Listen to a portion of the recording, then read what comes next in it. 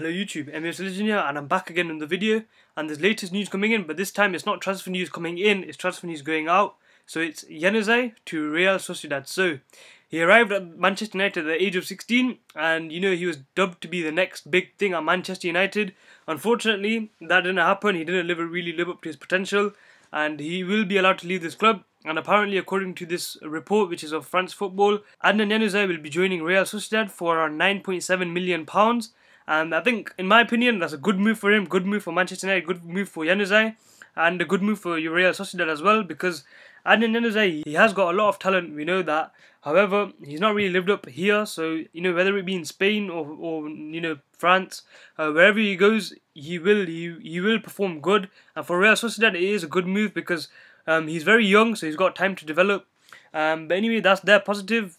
For us, the positive is we got £9.7 million for him, which is quite a lot, for someone who's not played that many games regularly. So Adnan Januzaj to Real Sociedad should be confirmed soon by Manchester United, and when that happens, I'll make a video on it, so please subscribe for that.